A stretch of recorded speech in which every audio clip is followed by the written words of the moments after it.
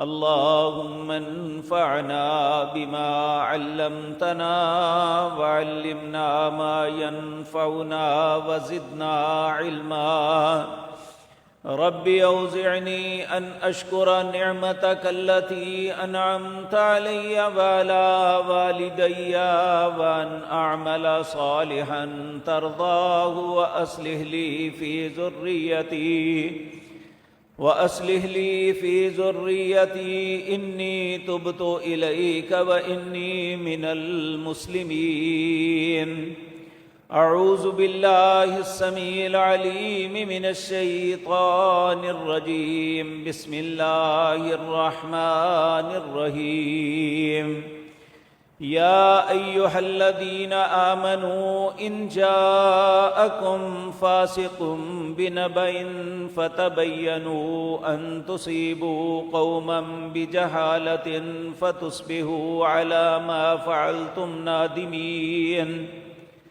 واعلموا أن فيكم رسول الله لو يطيعكم في كثير من الأمر لعنتم ولكن الله حبب إليكم الإيمان وزينه في قلوبكم وكره إليكم الكفر والفسوق والعصيان أولئك هم الراشدون. فضلا من الله ونعما والله عليم حكيم.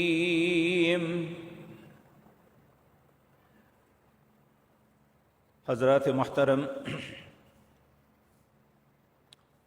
یہ بات بارہا مرتبہ آپ کے سامنے عرض کر چکا ہوں کہ اس کائنات کے اندر، ہدایت کے اندر وہی شخص ہو سکتا ہے، بدبختی اور شقاوت سے وہی بندہ بچ سکتا ہے جو اللہ رب العزت کی طرف سے بھیجی ہوئی رہنمائی کو قبول کر لیتا ہے۔ جو اللہ کی رہنمائی کو قبول نہیں کرتا، اپنی خواہش کے مطابق اپنی زندگی بسر کرنا چاہتا ہے، تو اس کی زندگی ایک جانور کی زندگی تو ہو سکتی ہے، ایک انسان کی زندگی قطعاً اسے نہیں کہا جا سکتا، کیونکہ انسانی خواہش ہمیشہ ہی اسے غلط راستے پہ نشاندہی کرتی ہے۔ انسان کی خواہش ہمیشہ اسے گناہ پہ آمادہ کرتی ہے۔ انسان کی خواہش ہمیشہ ناانصافی پہ اسے آمادہ کرتی ہے، لیکن اللہ کی رہنمائی اس کے لیے سب سے بہترین رہنما ہے۔ اگر کوئی بھی انسان اسے قبول کر لیتا ہے تو یہ اللہ کا بھی وعدہ ہے جو اب اللہ نے سیدنا آدم علیہ السلام سے کیا جب انہیں دنیا میں بھیجا۔ ان کی غلطی کی وجہ سے جب جنت سے نکال دیے گئے تو اللہ نے کہا قُلْ نَحْبِطُوا مِنْهَا جَمِيعًا، اب تم دونوں یہاں سے نکل جاؤ، میں پھر تمہیں یہ بات کہتا ہوں بَعْضُكُمْ لِبَعْضٍ عَدُوٌّ، جس شیطان کے بہکاوے میں آ کے تم نے اللہ کو ناراض کیا، جنت سے نکال دیے گئے، وہ تمہارا دشمن ہے، تم ہمیشہ اس کے ساتھ دشمنی رکھنا، اس کی بات کو نہ ماننا۔ تو پھر اللہ نے فرمایا فَإِمَّا يَأْتِيَنَّكُم مِّنِّي هُدًى، تمہاری رہنمائی میں کروں گا، تمہاری گائیڈنس کا سامان میں بھیجوں گا۔ فَإِمَّا يَأْتِيَنَّكُم مِّنِّي هُدًى، جو میری بتائی ہوئی رہنمائی کو قبول کر لے گا، فَلَا يَضِلُّ، وہ کبھی گمراہ نہیں ہوگا، وَلَا يَشْقَى، اور نہ بدبختی اس کا مقدر بنے گی۔ میرے عزیز بھائیو، یہ وہ قاعدہ قانون ہے جو خاص کر اہل ایمان کو اس پہ پوری توجہ دینی چاہیے، کیونکہ ہم یہ بات سمجھتے ہیں وَمَنْ أَصْدَقُ مِنَ اللَّهِ قِيلًا، اللہ سے سچا بات میں کوئی نہیں ہے۔ ہر انسان غلطی کر سکتا ہے، لیکن اللہ کی ذات ہر غلطی سے مبرہ ہے، وہ ہر عیب سے پاک ہے۔ جو اس نے کہا وہی حقیقت ہے، جو میں نے اور آپ نے سوچا اس میں غلطی ہو سکتی ہے۔ تو اللہ رب العزت ہمیں اپنے معاشرے کو امن اور سکون کا گہوارہ بنانے کے لیے، اپنے خاندان میں ایک اطمینان کی زندگی بسر کرنے کے لیے، اپنی انفرادی زندگی کے اندر سکون پیدا کرنے کے لیے ایک اصول اور قانون ہمیں بتایا، جو سورۃ حجرات کے اندر تیسرا قانون ہمیں بتایا جا رہا ہے۔ پہلے یہ تھا اللہ اور اس کے رسول سے آگے نہیں بڑھنا، دوسرا یہ تھا کہ اللہ کے نبی جناب محمد الرسول اللہ صلی اللہ علیہ وسلم کی عزت اور احترام، ان کے ساتھ محبت، یہ تمہارے ایمان کی نشانی ہے۔ اگر یہ ہوگی تو تمہارا ایمان تسلیم کروں گا، اگر یہ نہیں ہے تو اس انسان کے ایمان کی کوئی حیثیت نہیں۔ اللہ ہم سب کو صاحب ایمان بنائے۔ یہ تیسری بات، تیسرا اصول، تیسرا قانون جو اللہ بتا رہے ہیں، یہ اس میں مخاطب ہے اہل ایمان۔ اللہ فرماتے ہیں یا ایھا الذین آمنوا، اے لوگو جو ایمان لائے ہو، ان جاءکم فاسق بنبأ، اگر تمہارے پاس کوئی ایسا شخص خبر لے کے آئے جس کے اوپر اعتماد نہیں، یعنی جس کی سچائی، دیانت اور صداقت کا یقین نہیں، پہلے اس کی تحقیق کرو۔ دوسرا معنی اس کا یہ ہے کہ اگر کوئی خبر ایسی آ جاتی ہے جو بظاہر عقل میں نہیں بیٹھتی یا انسانیت اور معاشرے کے خلاف ہے تو اس کی تصدیق کرو۔ یہ ایک ایسے وقت آیت اتری تھی، نبی کریم صلی اللہ علیہ وسلم، آپ کے ایک صحابی تھے جن کا نام ولید بن عقبہ تھا۔ یہ حضرت عثمان کے والدہ کی طرف سے بھائی تھے۔ ان کے والد اور تھے، سیدنا عثمان کے والد عفان تھے۔ یہ نبی کریم نے ایک مرتبہ انہیں بنو مستلق، یہ ایک قبیلہ تھا، ان کی طرف بھیجا کہ جاؤ جا کے ان سے زکوٰۃ کے پیسے لے کے آؤ۔ انہیں عامل مقرر کیا۔ یہ جو تھے ان کی اور بنو مستلق اس قبیلے کی جاہلیت کے اندر ایک دوسرے سے دشمنی تھی۔ جب بنو مستلق کے سرداروں کو پتہ چلا کہ نبی کریم صلی اللہ علیہ وسلم کی طرف سے ایک عامل بن کے شخص آ رہا ہے، تو یہ اپنے ہتھیاروں سے مسلح ہو کے اس کے استقبال کے لیے نکلے۔ جب انہوں نے دور سے دیکھا کہ یہ تو ہتھیار لے کے آ رہے ہیں، دل میں غلط فہمی آ گئی، شاید یہ مجھے مارے نہ، کیونکہ ہماری جاہلیت کے اندر ان کے ساتھ دشمنی تھی۔ وہ ڈر اور خوف بجائے تحقیق کرنے کے، پوچھنے کے، یہ ڈر کے واپس آ گئے۔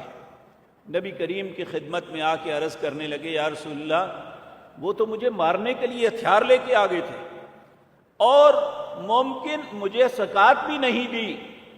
نبی کریم صلی اللہ علیہ وسلم نے جب یہ سنا تو نبی کریم نے ایک چھوٹا سا لشکر ترتیب دیا، جاؤ ان کی سرکوبی کے لیے کہ انہوں نے ایسا کیوں کیا، زکوٰۃ دینے سے انکار کیوں کیا اور ہتھیار لے کے انہیں مارنے کے لیے کیوں آئے۔ جب یہ لشکر جا رہا تھا، ادھر بنو مستلق کے سردار تھے حضرت جویریہ کے والد رضی اللہ تعالی عنہ، یہ نبی کریم کی زوجہ محترمہ تھی۔ ان کے والد یہ اپنے ایک وفد کے ساتھ یہ مدینہ منورہ تشریف لا رہے تھے۔ جب یہ ان کا دونوں کا آمنا سامنا ہوا تو انہوں نے ان سے پوچھا کہ بھائی آپ کا کدھر ارادہ ہے، یہ لشکر لے کے کہاں حملے کا ارادہ ہے؟ وہ کہنے لگے ہم تو بنو مستلق کے طرف جا رہے ہیں جنہوں نے زکوٰۃ دینے سے انکار کیا۔ وہ کہنے لگے اللہ اکبر، ہم زکوٰۃ دینے سے کیوں انکار کریں گے؟ انہوں نے کہا آپ کے پاس ولید بن عقبہ آئے تھے، آپ نے انہیں مارنے کی کوشش کی اور زکوٰۃ کا انکار کیا۔ انہوں نے قسم اٹھا کے کہا والذی بعثک بالحق اس ذات کی قسم ہے جس کے قبضہ قدرت میں ہماری جان ہے، یا اس ذات کی قسم ہے جس نے آپ کو حق کے ساتھ مبعوث فرمایا، ہم نے تو ولید بن عقبہ کو دیکھا بھی نہیں، اور نہ ہم زکوٰۃ کے انکاری ہیں۔ ہم تو اس لیے آ رہے ہیں کہ نبی کریم کے قاصد کا پتہ چلا لیکن وہ آیا نہیں۔ ہم نے سمجھا کہ اگر زکوٰۃ لینے کے لیے نہیں آئے شاید رسول اللہ ہم سے ناراض ہیں صلی اللہ علیہ وسلم۔ ہم تو آپ کی خدمت میں اس لیے حاضر ہو رہے ہیں کہ ہماری زکوٰۃ کو وصول کرنے کے لیے کیوں نہیں آیا بندہ۔ یہی بات جا کے انہوں نے رسول اللہ صلی اللہ علیہ وسلم کی خدمت میں کی، تو اسی وقت اللہ نے یہ آیت نازل فرما دی کہ یا ایھا الذین آمنوا ان جاءکم فاسق بنبأ فتبینوا، اے لوگوں جو ایمان لائے ہو، اگر تمہارے پاس کوئی فاسق خبر آ جائے، جس خبر کی فسق کہتے ہیں گناہ کو، تو جو جھوٹی بات ہوتی ہے وہ بھی ایک گناہ ہی ہوتا ہے، ایسی خبر آئے اس کی پہلے تصدیق کرو۔ اگر تصدیق کر لو گے تو کیا ہوگا؟ فَتُصْبِحُوا عَلَى مَا فَعَلْتُمْ نَادِمِينَ، اگر تم نے اس غلط خبر کے اوپر کوئی رد عمل کر لیا تو ایسا نہ ہو کہ کل صبح جب ہو تو تمہیں ندامت کے علاوہ کچھ نہ ملے۔ اسی طرح ایک دوسرا واقعہ بھی ملتا ہے، حضرت نبی کریم صلی اللہ علیہ وسلم کی ازواج مطہرات جب انہوں نے رسول اللہ صلی اللہ علیہ وسلم سے تقاضا کیا، جس کا تذکرہ سورۃ احزاب کے اندر آتا ہے کہ نبی کریم کی ازواج نے مل کے یہ کہا کہ اب اسلام مسلمانوں کے اندر آسانی پیدا ہو گئی ہے، تو ہر آدمی کو مال غنیمت سے بہت کچھ ملا، تو ازواج مطہرات نے رسول اللہ سے مطالبہ کیا کہ ہمیں بھی غلام، لونڈی، گھر کی ضروریات کے لیے ملازم، یہ سب کچھ چاہیے، آپ ہمیں بھی دیں گے۔ نبی کریم صلی اللہ علیہ وسلم کو یہ ناگوار بات گزری، آپ نے ان کے ساتھ بول چال بند کر دی، تو افواہ یہ پھیل گئی کہ نبی کریم نے اپنی بیویوں کو طلاق دے دی۔ حضرت عمر رضی اللہ تعالی عنہ کو جب پتہ چلا تو حضرت عمر مسجد نبوی میں آئے، تو مسجد نبوی میں بھی ہر بندہ یہی بات کر رہا تھا۔ اب آپ اگر یہ باتوں پہ لوگوں کی باتوں سے متاثر ہوتے تو آپ بھی یہ فیصلہ کر لیتے کہ آپ نے طلاق دے دی ہے۔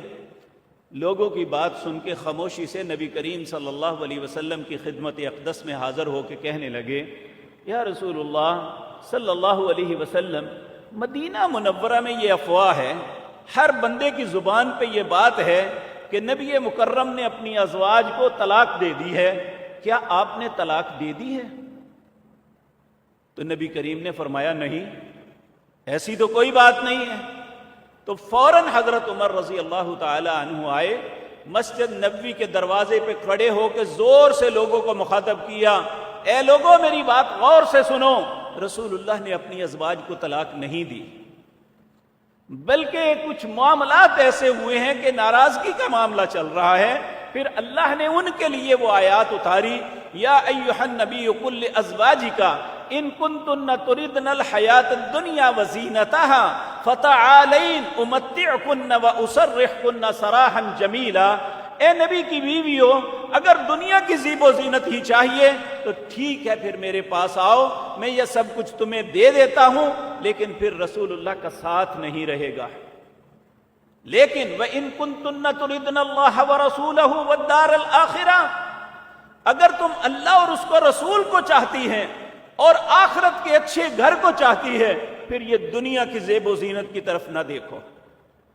تو نبی کریم صلی اللہ علیہ وسلم جب یہ آیتیں اتری تو سید عائشہ کے پاس آئے، کہنے لگی عائشہ اللہ رب العزت کی طرف سے یہ پیغام ہے۔ تو حضرت عائشہ آپ فیصلہ کرنے سے پہلے اپنے والد محترم سے، اپنے والدین سے مشورہ کر لو۔ حضرت عائشہ کہنے لگی زندگی میری میں مشورہ کس بات کا، وَإِن كُنتُنَّ تُرِدْنَ اللَّهَ وَرَسُولَهُ، میں اللہ اور اس کے رسول کو اختیار کرتی ہوں۔ تو ساتھ ہی کہنے لگی کہ یا رسول اللہ کسی اور کو یہ نہ بتانا۔ آپ نے فرمایا میں چھپانے والا نہیں، میں تو بتانے والا ہوں۔ اگر کسی نے پوچھا کہ عائشہ نے کیا فیصلہ کیا تو میں کہوں گا۔ تو بہرحال جس وقت یہ بات ہوئی تو اللہ نے اس وقت یہ آیت اتاری، سورۃ نساء کی آیت نمبر 83۔ اللہ فرماتے ہیں وَإِذَا جَاءَهُمْ أَمْرٌ مِّنَ الْأَمْنِ أَوِ الْخَوْفِ، جب تمہارے پاس کوئی ایسا امر آئے، چاہے وہ امن کے اندر ہو یا خوف کے اندر، أَذَاعُوا بِهِ، اسے فوراً اڑا نہیں دینا کہ جو بات سنی اسے آگے اڑا دیا۔ وَلَوْ رُدُّوهُ إِلَى الرَّسُولِ، اس بات کو رسول اللہ کی خدمت میں پیش کرو کہ یہ بات سنی ہے، اس کی حقیقت کیا ہے۔ اگر رسول اللہ نہیں وَأُولِي الْأَمْرِ مِنْهُمْ، تم میں جو صاحب عقل لوگ ہیں، اولی الامر ہیں، ان کے پاس جا کے بات کرو۔ لَعَلِمَهُ الَّذِينَ يَسْتَنبِطُونَهُ مِنْهُ، وہ اس بات کا اچھے طریقے سے استنباط کریں کہ حقیقت حال کیا ہے، بات کیا ہے، بتنگڑ کیا بن گیا ہے۔ پھر فرمایا وَلَوْلَا فَضْلُ اللَّهِ عَلَيْكُمْ وَرَحْمَتُهُ لَاتَّبَعْتُمُ الشَّيْطَانُ إِلَّا قَلِيلًا، اگر اللہ کا تم پہ یہ فضل اور احسان نہ ہوتا تو تم سب کے سب شیطان کے پیچھے چل جاتے، بہت تھوڑے لوگ بچتے۔ یہ میرے پیارے بھائیو اس وقت کی بات ہے جب ہر طرف سچائی کا راج تھا، کوئی شخص جھوٹ بولنے کا تصور بھی نہیں کرتا ہے۔ غلطی ہو سکتی ہے انسان ہونے کے ناطے کہ غلطی سے کسی نے ایسی بات کر دی ہو، لیکن ارادتاً صحابہ کرام رضوان اللہ علیہ مجمعین کی زندگی میں جھوٹ نام کی چیز ہمیں نظر نہیں آتی۔ امانت، دیانت، یہ ان کا ماٹو تھا، امتیاز تھا کہ یہ لوگ اگر یہ تاجر بن کے بھی کہیں اپنا سودا لے کے جاتے، کسی منڈی میں پتہ چلتا کہ مسلمانوں میں سے کوئی تاجر ہماری منڈی میں آیا ہے، لوگ سارے لوگوں کو چھوڑ کے ان کے پاس جاتے کہ ایک تو یہ سچے لوگ ہیں، امانت دار ہیں، اور دوسری بات یہ سودا درست دیتے ہیں، ملاوٹ سے پاک ہوتا ہے، اور سب سے بڑی بات ان کے سودے میں برکت ہوتی ہے۔ سب لوگ مسلمانوں کی طرف چل پڑتے ہیں کہ ایک مسلمان تاجر اپنا سامان لے کے منڈی میں آیا ہے۔ تو میرے عزیز بھائیو یہ اس زمانے کی بات ہے، لیکن آج جس زمانے میں اور آپ ہیں، یہ وہ دور ہے جس کے متعلق رسول اللہ نے فرمایا تھا صلی اللہ علیہ وسلم کہ فتنے اس طرح اتریں گے جس طرح ایک تسبیح کا دھاگا ٹوٹ جائے تو پے در پے اس کے دانے گرتے چلے جاتے ہیں، اس طرح فتنے گریں گے۔ ان فتنوں میں ایک فتنہ یہ جھوٹا پروپیگنڈا بھی ہے، چاہے وہ پروپیگنڈا دین کے معاملے میں ہو، وہ سیاست کے معاملے میں ہو، وہ معاش کے معاملے میں ہو، وہ معاشرت کے امن و امان کے معاملے میں ہو۔ اب ہر طرف جھوٹ ہی جھوٹ ہے، لیکن بدقسمتی یہ کہ اللہ رب العزت نے ہمیں ایک قاعدہ قانون دیا تھا، ان جاءکم فاسق بنبأ فتبینوا، جب بھی تمہارے کان میں خبر پڑتی ہے نا، اس کی تصدیق کرو، حتیٰ کہ یہ قرآن کتاب حق ہے۔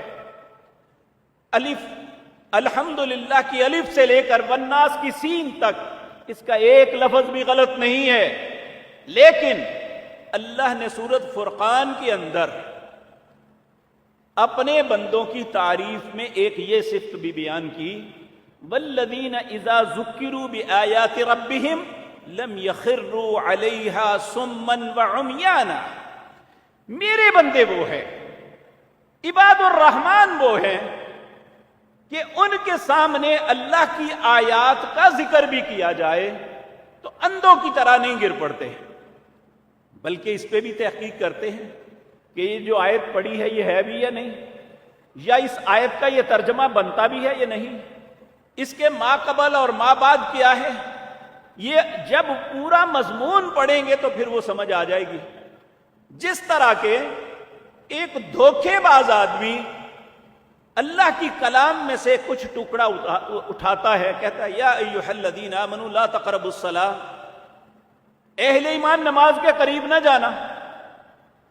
اب اس بدبخت نے اگلی بات نہیں کہی، پہلی بات کر دی کہ نماز کے قریب نہ جانا۔ بھائی کب نہیں جانا؟ وَأَنْتُمْ سُکارا، جب نشے کی حالت میں ہو تو ایسی ہو سکتا ہے کہ کوئی بدبخت انسان پروپیگنڈے کے لیے، لوگوں کو گمراہ کرنے کے لیے، انہیں رائے راست سے ہٹانے کے لیے، صرف شیطان جنوں میں نہیں ہے، من الجنۃ والناس، شیطان انسانوں میں بھی ہیں۔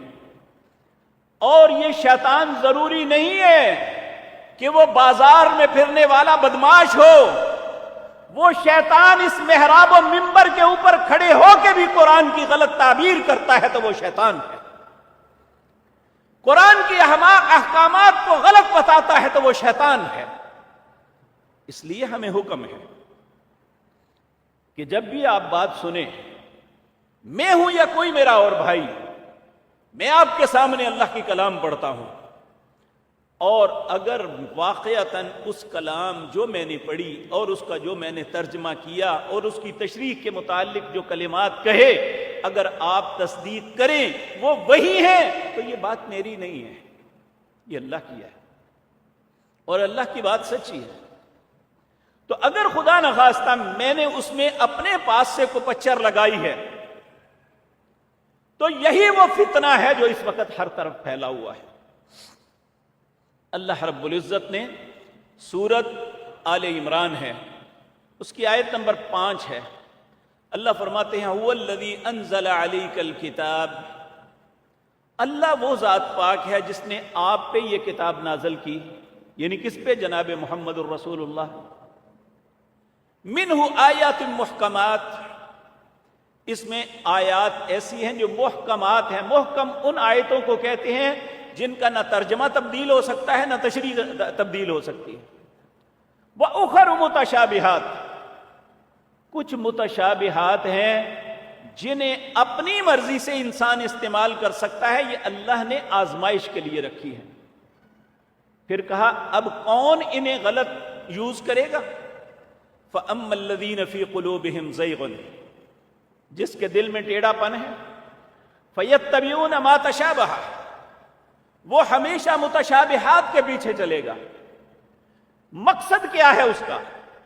مِنْهُ ابْتِغَاءَ الْفِتْنَةِ، کہ لوگوں میں فتنہ پڑے، وَابْتِغَاءَ تَأْوِيلِ، اور اس کی غلط تعویل کرتا ہے، وَمَا يَعْلَمُ تَأْوِيلَهُ إِلَّا اللَّهُ، حالانکہ اس کی تعویل اللہ کے علاوہ کوئی نہیں جانتا۔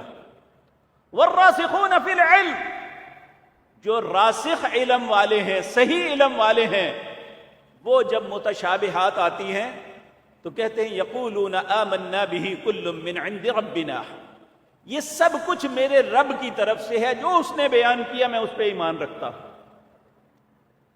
والراسخون فی العلم یقولون آمنا بہ کل من عند ربنا وما یتذکر الا اولو الالباب، یہ بات سمجھ کس کو آئے گی؟ جسے اللہ نے عقل سے نوازا ہے، جس نے اپنی عقل کو باندھ دیا ہے ایک فرقے کے ساتھ کہ میں نے صرف اپنے فرقے کی، اپنے مولوی، اپنے پیر امام کی بات ماننی ہے، اسے یہ بات سمجھ نہیں آئے گی۔ سمجھ اس وقت آئے گی جب انسان اپنے آپ کو آزاد کر دے سارے فرقوں سے اور اپنے آپ کو حوالے کر دے قرآن کریم کے، اپنے آپ کو حوالے کر دے اللہ رب العزت کی ذات کے۔ میرے بھائیوں، آپ فرمائیں گے کہ کون بدبخت ہے جو قرآن کے متعلق جھوٹ بولے گا؟ اللہ نے قرآن کریم کے کئی مقام پہ فرمایا، کیونکہ اللہ جانتے تھے کہ ایسے لوگ ہوں گے دنیا میں۔ اللہ فرماتے ہیں فَمَنْ أَظْلَمُ مِمَّنِ افْتَرَى عَلَى اللَّهِ كَذِبًا وَهُوَ يُدْعَى إِلَى الْإِسْلَامِ، اس بندے سے بڑا ظالم کون ہے جو اللہ پہ جھوٹ باندھ رہا ہے اور لوگ بیچارے سمجھتے ہیں یہ اسلام کی بات کر رہا ہے۔ یعنی یہ بدبخت انسان ہے جو لوگ تو بیچارے اعتماد کرتے ہوئے یہ سمجھتے ہیں کہ یہ ممبر رسول پہ کھڑا ہے اور اسلام کی بات ہمیں سمجھا رہا ہے، قرآن کی آیت پڑھ رہا ہے، لیکن وہ قرآن کی آیات کی غلط تعلیم، غلط تعویل اور تشریح کر رہا ہے، لوگوں کو فتنے میں مبتلا کر رہا ہے، انہیں فرقوں میں بانٹ رہا ہے۔ تو پھر کہا جب ایسی بات ہو کہ پتہ نہ ہو کہ کون سچ کہتا ہے کون جھوٹ کہتا ہے، تو رسول اللہ نے ہمیں ایک دعا سکھائی، اس وقت فتنے کے زمانے میں ہر مسلمان کو یہ دعا یاد ہونی چاہیے۔ وہ کیا ہے؟ پیارے نبی صلی اللہ علیہ وسلم نے فرمایا، جب آپ کے سامنے کئی باتیں آ جائیں، اس بات میں بھی نفی میں بھی، ہاں میں بھی نہ میں بھی، پھر اس وقت جب کنفیوز ہو جاؤ تو پھر اللہ سے دعا کرنا ہے، کیونکہ انسان کو مس گائیڈ کر سکتا ہے لیکن اللہ تو مس گائیڈ نہیں کرے گا۔ پھر اللہ سے دعا کرنا کیا؟ اللہم ارنا الحق حقا وارزقنا اتباعا وارنا الباطل باطلا وارزقنا اجتنابا ولا نلتبس علینا۔ اے اللہ، حق مجھے اس طرح دکھا دے کہ مجھے پتا چل جائے یہ سچی بات ہے، پھر اس کی اتباع کی توفیق عطا فرمانا۔ وَأَرِنَا الْبَاطِلَ بَاطِلًا وَارْزُقْنَا اجْتِنَابًا، اے اللہ باطل غلط مجھے اس طرح دکھا دے، مجھے پتا چل جائے یہ جھوٹ بول رہا ہے، پھر اس سے بچنے کی توفیق عطا فرمانا۔ وَلَا نَلْتَبِسُ عَلَيْنَا، اے اللہ مجھے ایسے فتنے میں مبتلا نہ کرنا، حق اور باطل خلط ملط ہو جائے، مجھے پتہ ہی نہ چلے کہ سچ کیا ہے، یہ جھوٹ کیا ہے۔ یہ کب ہوگا؟ جب انسان اپنے ذہن کو لاک لگا لے گا کہ صرف میں نے وہی بات ماننی ہے جو میرا کہے گا۔ میرے پیارے بھائیوں، ہم سب ایک دوسرے کے ہیں، ہمیں جہاں سے خیر کی بات ملے ہمیں وہ قبول کرنی چاہیے، یہ نہیں سوچنا چاہیے، اس میں کوئی شک نہیں آپ سب مجھ سے بہتر ہیں۔ جب میں اپنی بات کروں، آپ کا حق ہے 100 دفعہ جھٹلا دیں، انکار کر دیں، آپ کے ایمان پہ کوئی فرق نہیں پڑے گا، لیکن جب میں اللہ رب العزت کی بات کروں تو پھر اس وقت یہ میری بات نہیں، میں جتنا مرضی چھوٹا یا حقیر ہوں لیکن جو بات کر رہا ہوں وہ سب سے عظیم بادشاہ کی بات ہے، وہاں پھر ہماری حیثیتیں ختم ہو جاتی ہیں۔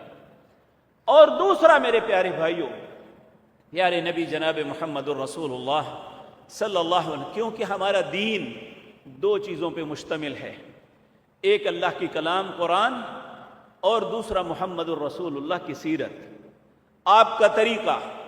اللہ نے اسی قرآن کے اندر فرمایا، لَقَدْ كَانَ لَكُمْ فِي رَسُولِ اللَّهِ أُسْوَةٌ حَسَنَةٌ، تمہارے لیے بہترین نمونہ صرف رسول اللہ کی ذات ہے۔ بدقسمتی یہ ہے کہ قرآن کے الفاظ کا ذمہ تو اللہ نے لے لیا کہ قرآن کے الفاظ کو کوئی نہیں بدل سکتا، لا یأتیہ الباطل من بین یدیہ ولا من خلفہ، نہ اس کے آگے سے باطل داخل ہو سکتا ہے نہ پیچھے سے۔ اگر کوئی شخص اس کی زبر زیر پیش بھی بدلے گا تو وہ، بلکہ میں ایک واقعہ ذہن میں آ گیا، اللہ اکبر، ایک قرآن کی آیت ہے، ان تعذبہم فإنہم عبادک وإن تغفر لہم فإنک انت العزیز الحکیم۔ اگر تو ان کو عذاب کرے، یہ عیسیٰ علیہ السلام نے اپنی قوم کے متعلق اللہ سے التجا کی تھی، ان تعذبہم فإنہم عبادک، اے اللہ تو اگر انہیں عذاب کرے تو تیرے بندے ہیں، وإن تغفر لہم، اگر تو معاف کر دے، فإنک انت العزیز الحکیم، بے شک تو غالب حکمت والا ہے۔ ایک عالم دین، اس نے یہ آیت پڑھی، جمعے کا خطبہ تھا، انہوں نے آیت پڑھی، بہت بڑے امام تھے اپنے وقت کے، ان سے غلطی تھوڑی سی ہو گئی، وہ کہنے لگے ان تعذبہم فإنہم عبادک وإن تغفر لہم فإنک انت الغفور الرحیم، اگر تو بخش دے تو بخشنے والا مہربان ہے۔ ایک دیہاتی بندہ اٹھ کھڑا ہوا، عرب تھا، کہنے لگا یہاں غفور الرحیم نہیں ہو سکتا۔ وہ کہنے لگا کیا ہو سکتا ہے پھر؟ وہ کہنے لگا یہ مجھے نہیں پتا، میں چونکہ ایک عرب ہوں اور مجھے یہ پتا ہے کہ یہاں لفظ غفور الرحیم نہیں ہو سکتا۔ کہنے لگا یہ اللہ کے بندے، اللہ کا اختیار ہے وہ عذاب کرے یا بخش دے، تو اللہ بخشنے والا مہربان ہے۔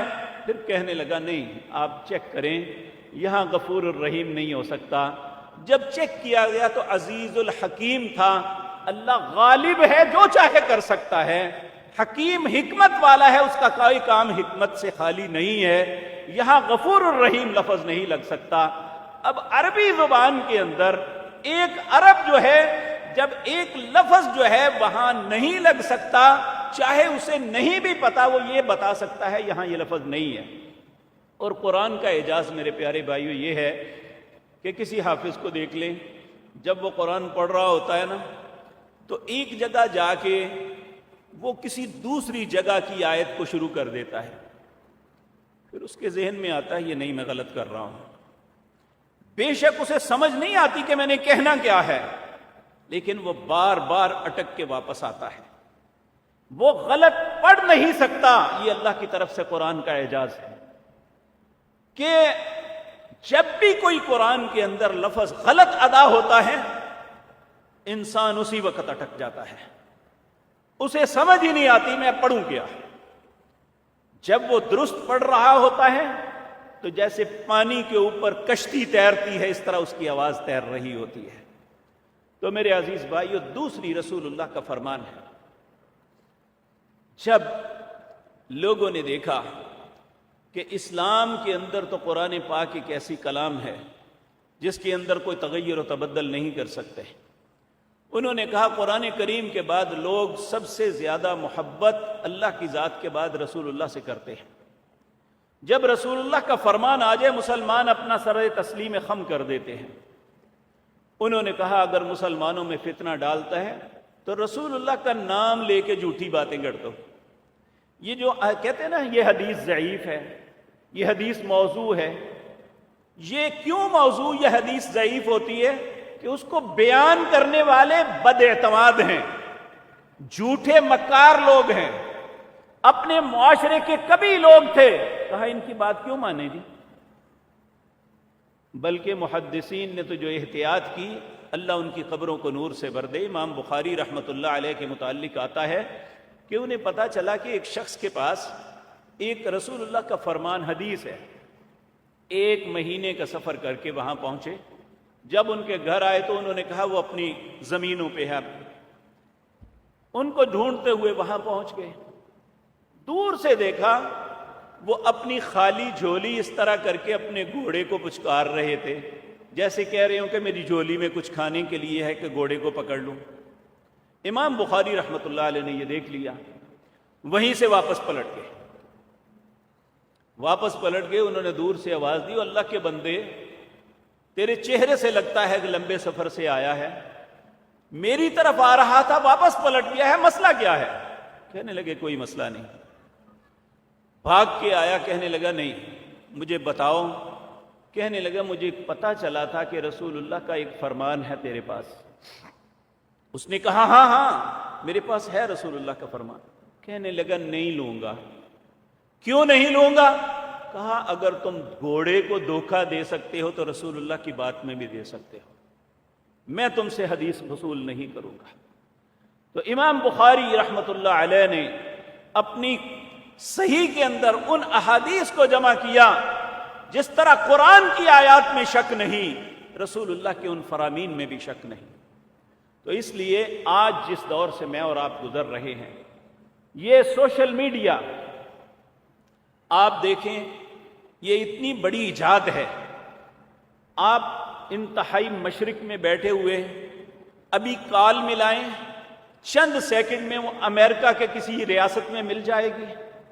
آپ یہاں بات کریں گے، ودن 2 سیکنڈ میں وہ بات وہاں وصول کر لے گا اور آپ کی بات کا جواب دے دے گا۔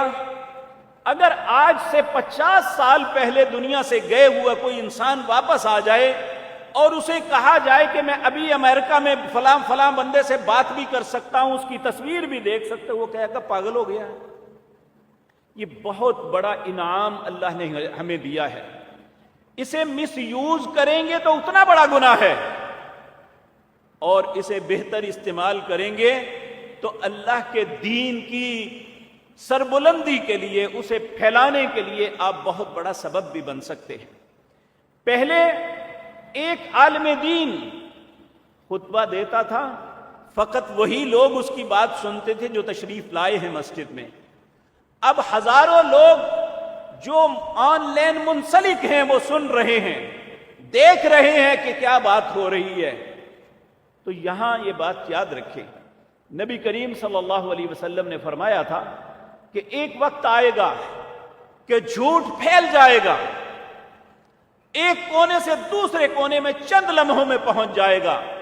شاید یہی پیشین گوئی تھی رسول اللہ صلی اللہ علیہ وسلم کی، لیکن یہاں ہمیں اس قانون کو لاگو کرنا چاہیے کہ جب بھی ہم اس اپنی موبائل کو دیکھتے ہیں، ایک بچے سے لے کر دادا جی تک سب کے ہاتھ میں موبائل ہوتا ہے، وہ فیس بک، واٹس ایپ، انسٹاگرام، جو بھی ویب سائٹس ہیں ان میں مختلف چیزیں دیکھتے ہیں، اور اس میں بعض احادیث بھی ہوتی ہیں، بعض قرآن کی آیات ان کی تشریح بھی ہوتی ہے، بعض صحابہ کے اقوال بھی ہوتے ہیں، لیکن ان میں بہت سا جھوٹ شامل کیا جاتا ہے۔ بہت سی باتیں ایسی ہوتی ہیں جو رسول اللہ نے نہیں فرمائی، لیکن نام لیا جاتا ہے رسول اللہ کا۔ ایک مسلمان کی حیثیت میں ہماری سادگی یہ ہے، جب رسول اللہ کا نام آ جائے ہم عقیدت سے فوراً اسے آگے فارورڈ کر دیتے ہیں۔ یہی وہ چیز ہے جس نے دین کے اندر بہت زیادہ لوگوں کو فتنے میں مبتلا کر دیا۔ بعض ایسے بھی اسکالرز ہیں جو حدیث کا نمبر بتاتے ہیں کہ صحیح بخاری حدیث نمبر 2200 اتنا، لیکن جب جا کے اصل کتاب میں حدیث کو دیکھتے ہیں تو وہ لفظ ہی نہیں ہوتے، یعنی اتنے کانفیڈنس سے جھوٹ بولا جا رہا ہے، جبکہ رسول اللہ صلی اللہ علیہ وسلم نے فرمایا تھا من کذب علی متعمدا فلیتبوأ مقعدہ من النار، جس نے جان بوجھ کے مجھ پہ جھوٹ باندھا، میں نے وہ بات نہیں کہی، اس نے میرا نام لے لیا کہ رسول اللہ نے یہ فرمایا تھا، فہو مقعدہ من النار، اس نے اپنا ٹھکانہ جہنم بنا لیا۔ میرے بھائیو، یہ تو دین کے معاملے تھے کہ دین کے متعلق اللہ کی بات ہو، رسول اللہ کی بات ہو، یا اسی طرح ائمہ دین کی بات، وہ ائمہ دین جن کے نام آسمان کے ستاروں کی طرح چمکتے ہیں، وہ چاہے امام ابو حنیفہ رحمۃ اللہ علیہ ہیں، امام شافعی، امام مالک ہیں، امام احمد بن حنبل ہیں، امام اوزاعی ہیں، علی ھذا القیاس امام ابن تیمیہ ہیں، امام ابن قیم ہیں، یا جو بھی ائمہ دین ہیں جنہوں نے اپنے اپنے وقت میں دین کی سربلندی کے لیے پوری زندگیاں وقف کر دی، اس کے لیے کوشش کی، ان کے نام لے کے بہت سے جھوٹ پھیلائے جاتے ہیں کہ ہم ان بزرگوں سے عقیدت رکھتے ہیں، جب ان کا نام آتا ہے کہ یہ بات امام ابو حنیفہ رحمۃ اللہ علیہ نے فرمائی، ہمیں تصدیق کرنی چاہیے کہ حضرت امام نے یہ فرمایا بھی ہے یا نہیں۔ اگر فرمایا ہے تو پھر دیکھنا ہے کیا یہ حدیث کے یا قرآن کی کسی آیت کی مخالفت تو نہیں کر رہی، کیونکہ حضرت امام ابو حنیفہ رحمۃ اللہ علیہ نے اپنے متعلق بریت کا اظہار فرمایا تھا۔ جب حج کے لیے تشریف لائے، بیت اللہ کا غلاف پکڑا، لوگوں کو مخاطب کیا کہ اے لوگوں میری بات سنو، جو مجھے جانتا ہے وہ جانتا ہے، میں نعمان بن ثابت ہوں، ان کا نام نعمان بن ثابت تھا، ابو حنیفہ ان کی کنیت تھی۔ انہوں نے کہا اترکوا قولی بخبر رسول اللہ صلی اللہ علیہ وسلم، جب رسول اللہ کا فرمان تمہارے سامنے آ جائے تو میری بات کو چھوڑ دینا۔ اسلام کا تقاضا یہ ہے، ایمان کا تقاضا یہ ہے، جب اللہ کی کلام سامنے آ جائے، جب محمد الرسول اللہ کا فرمان سامنے آ جائے، پھر دنیا کے کسی انسان کی کوئی بات کی حیثیت نہیں رہ جاتی، پھر رسول اللہ کی بات فوقیت ہے، پھر اللہ کی بات کو فوقیت ہے۔ اس لیے میرے پیارے بھائیوں، نبی کریم صلی اللہ علیہ وسلم نے دین کے فتنے کے معاملے میں اللہ سے پناہ طلب کی تھی، وَلَا تَجْعَلْ مُصِيبَتَنَا فِي دِينِنَا، اے اللہ دین کے معاملے میں مجھے کسی مصیبت میں مبتلا نہ کرنا۔ میرے پیارے بھائیوں، ہم کسی بھی مسلک سے تعلق رکھتے ہیں تو مسلمان اللہ اور اس کے رسول سے محبت کرتے ہیں، کتاب قرآن کو کتاب حق تسلیم کرتے ہیں، رسول اللہ کا فرمان برحق سمجھتے ہیں، تو پھر ہمارے لیے یہی دین ہے۔ اس کے علاوہ اس پہ بھی ہمیں تحقیق کرنی چاہیے کہ جو بات رسول اللہ کا نام لے کے مجھ تک پہنچی ہے، کیا وہ واقعتاً رسول اللہ کا فرمان ہے؟ تو ہمارے سر کا تاج، ہمارا سر تسلیم خم ہے۔ اللہ کے نبی کی بات ساری دنیا کی باتوں میں فوقیت رکھتی ہے ہمارے لیے۔ آپ کی محبت کا تقاضا یہ ہے کہ آپ کی بات کو تسلیم کیا جائے، اللہ ہمیں ماننے والا بنا دے۔ اسی طرح میرے عزیز بھائیوں، سیاسی اعتبار سے ہمیں پھاڑ دیا گیا ہے۔ ہم ایک ملک کے رہنے والے ہیں، ہم میں سے ہر شخص ایک دوسرے کے ساتھ رشتے سے، پہلی بات تو ہمارا کلمے کا رشتہ ہے۔ جس نے حرب، بے شک ہماری زبانیں مختلف کیوں نہیں، ایک پختون ہے جو پشتو بولتا ہے، ایک بلوچ ہے جو بلوچی بولتا ہے، ایک سندھی ہے جو سندھی بولتا ہے، ایک پنجابی ہے جو پنجابی بولتا ہے، لیکن ہمارے ساتھ رشتہ جو ہے سب کا سب اشہد اللہ الہ الا اللہ واشہد ان محمدً عبدہ ورسولہ ہے۔ ہم ایک دوسرے کے بہن بھائی ہیں، ایک دوسرے کے ساتھ منسلک ہیں۔ ہمیں اللہ نے ایک کہا ہے، انما المؤمنون اخوۃ، جتنے بھی اہل ایمان ہیں آپس میں بھائی بھائی ہیں۔ تو ہم بھائی بھائی جو ہیں ہمیں دشمن بنایا جا رہا ہے۔ سیاستدان اپنا فائدہ اٹھانے کے لیے فیک خبریں لگاتے ہیں، کبھی کسی کے متعلق کبھی کسی کے متعلق، لوگوں کے عیوب کو اچھالتے ہیں۔ میرے بھائیو، پہلی بات کہ کسی کے عیب کو اچھالنا، اسے اسلام کی اصطلاح میں غیبت کہتے ہیں، کہ ایک شخص میں ایک عیب ہے، اس عیب کو اس کو بے عزت کرنے کے لیے اچھالا جائے، اسے غیبت کہتے ہیں۔ غیبت کے متعلق اللہ نے فرمایا، اَيُحِبُّ أَحَدُكُمْ أَن يَأْكُلَ لَحْمَ أَخِيهِ مَيْتًا فَكَرِهْتُمُوهُ، کیا تم میں سے کوئی پسند کرتا ہے اس کا بھائی فوت ہو جائے، وہ اس کی لاش پہ بیٹھ کے اس کی لاش کو نوچ نوچ کے کھائے؟ فَكَرِهْتُمُوهُ، یقیناً ناپسند کرو گے۔ اگر تم یہ ناپسند کرتے ہو تو اپنے مسلمان بھائی کی غیبت نہ کرو۔ بہادر شاہ ظفر نے ایک بڑی خوبصورت بات کہی، ہمیں یہ بات یقین جانیے، کوئی بھی شخص اچھی بات کرے ہمارے لیے اس میں ایک سبق ہوتا ہے۔ کہتا ہے، نہ تھی جب نگاہوں پہ، نہ تھی جب گناہوں پہ اپنے نظر، رہے ڈھونڈتے لوگوں کے عیب و ہنر، پڑی جب گناہوں پہ اپنے نظر، نگاہوں میں کوئی برا نہ رہا۔ جب تک ہم اپنے گناہوں کو نہیں دیکھیں گے، سب برے ہیں، یہ وہ ہے، یہ وہ ہے، یہ وہ ہے، لیکن جب اپنے آپ کو دیکھیں گے تو پھر سب مجھ سے اچھے ہیں، میں ہی سب سے برا ہوں۔ اس لیے میرے پیارے بھائیوں، آج غیبت اتنی پھیل چکی ہے کہ ہر شخص اس بات کو اپنا حق سمجھتا ہے کہ پہلے تو دوسرے کے عیب کو تلاش کرے، جبکہ رسول اللہ کا فرمان ہے، لا تحسسوا ولا تجسسوا، نہ تو سونگو نہ جاسوسی کرو، کونوا عباد اللہ اخوانا، اللہ کے بندو بھائی بھائی بن کے رہو۔ ہمیں بھائی بھائی سے توڑ دیا۔ ہم مسلم لیگ ہیں، ہم پی ٹی آئی ہیں، ہم پیپلز پارٹی ہیں، ہم جمعیت علماء اسلام ہیں، ہم فلاں ہیں فلاں ہیں۔ ہماری نظر میں دوسرا مسلمان تو کیا انسان ہی نہیں ہے۔ کیوں؟ کس چیز نے یہ سب کچھ کیا کہ ہم نے جو اپنوں کی میڈیا پہ بات دیکھی اسے تسلیم کر لیا، یہی سچ ہے۔ دوسرے کی سچی بات کو بھی قبول نہیں کیا، دوسرے کی اچھائی کو بھی برائی تصور کیا۔ یہ عدل اور انصاف نہیں ہے۔